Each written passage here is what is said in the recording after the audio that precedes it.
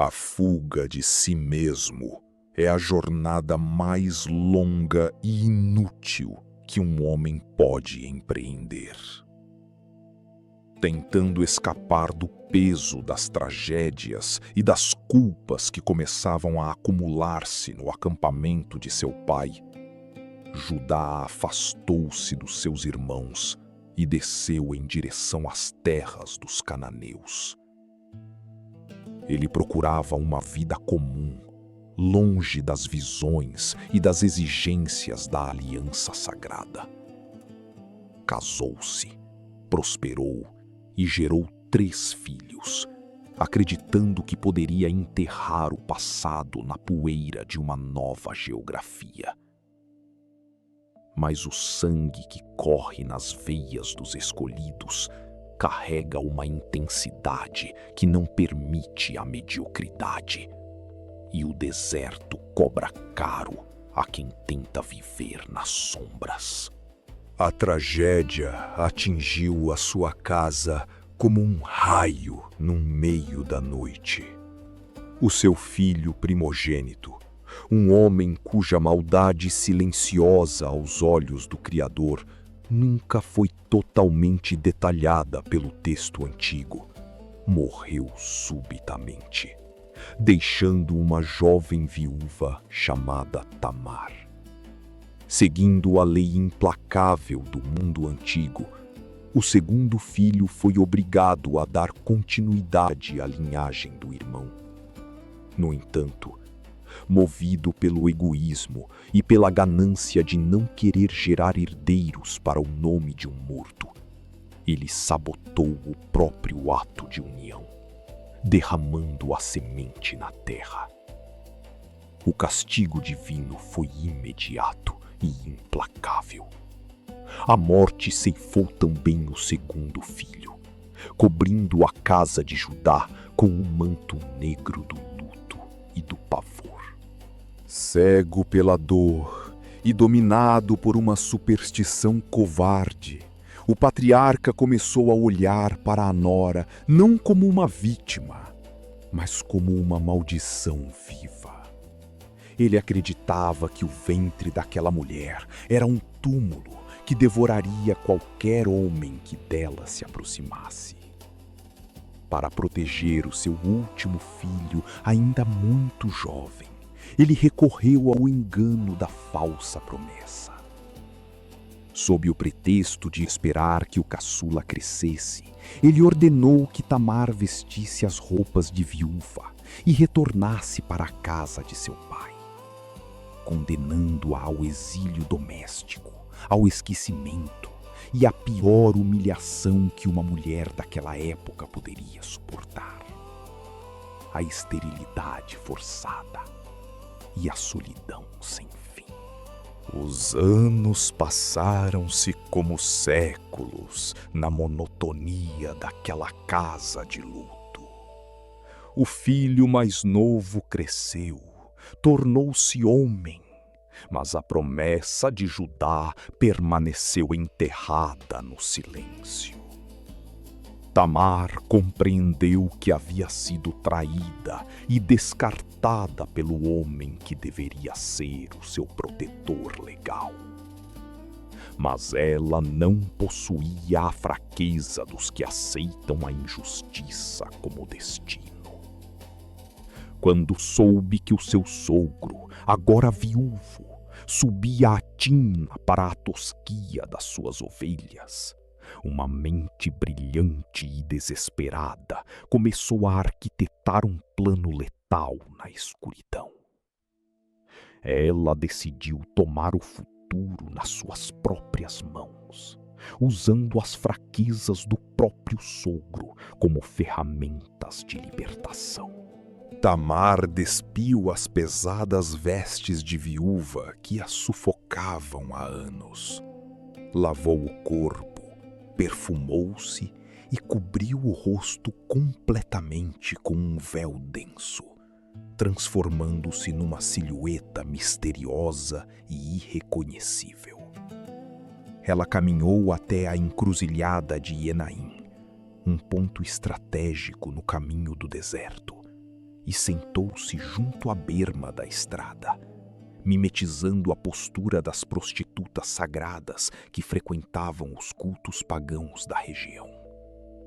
Ela sabia que a solidão e a impulsividade do patriarca passariam por aquela rota. O encontro na penumbra da tarde foi um choque de hipocrisia e necessidade. Judá, caminhando pela estrada com a mente nublada pelo vinho e pelo isolamento da viuvez, viu a mulher velada nas sombras.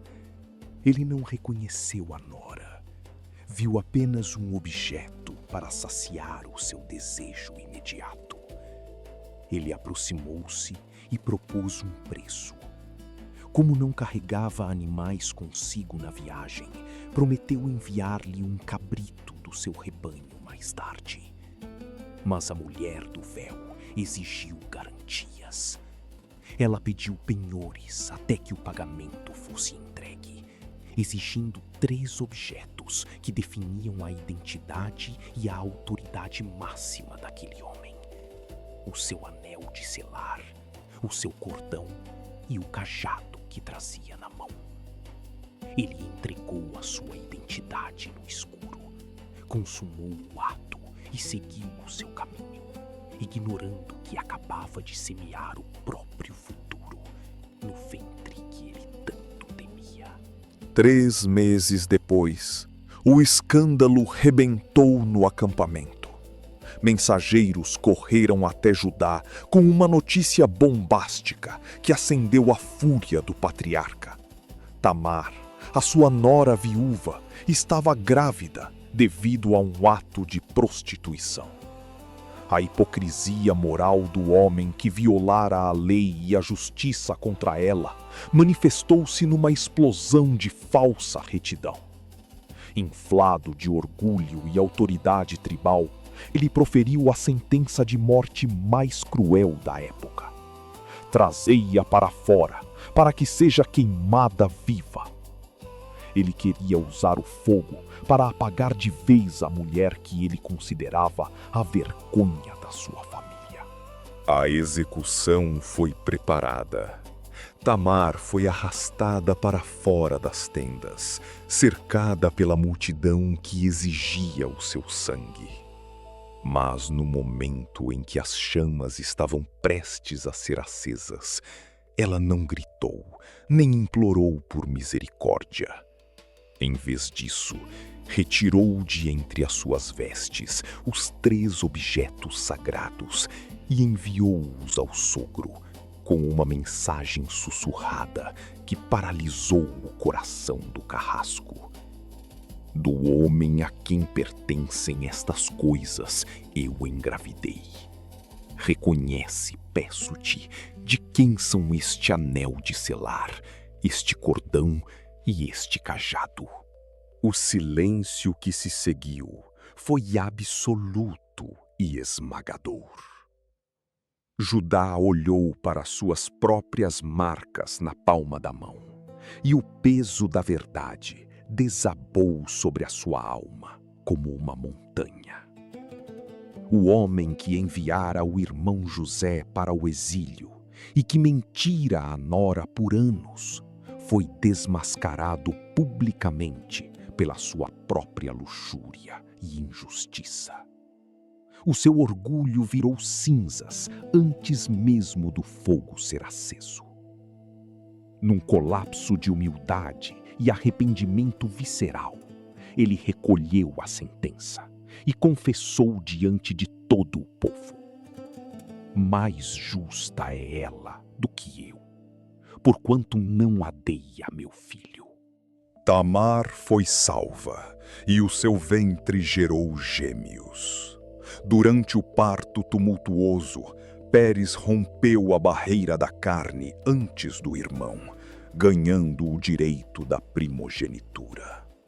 Das linhas mais tortuosas, do engano na encruzilhada e da quebra das aparências morais, o invisível extraiu a pureza da promessa. Pérez tornou-se o ancestral direto do rei Davi, e séculos mais tarde, do próprio Messias. A árvore sagrada foi regada nas sombras da fraqueza humana. Mas enquanto Judá curava as feridas da sua própria hipocrisia, uma tempestade muito maior estava prestes a desabar sobre o acampamento principal de Israel. O ódio dos irmãos contra o filho favorito atingira o ponto de ebulição. Se compreende que os planos do invisível caminham por estradas que a moral humana muitas vezes não consegue decifrar. Deixe o seu like para apoiar a verdade crua das nossas crônicas. Inscreva-se no canal Crônicas Eternas e ative as notificações. O tempo de Judá no sul terminou e agora voltamos para os campos de Canaã. No próximo episódio, testemunharemos o ciúme assassino, a cova escura no deserto e a conspiração cruel que rasgará o coração de um pai através de uma túnica banhada em sangue. Você está preparado para a queda de José? Nos vemos na próxima sombra.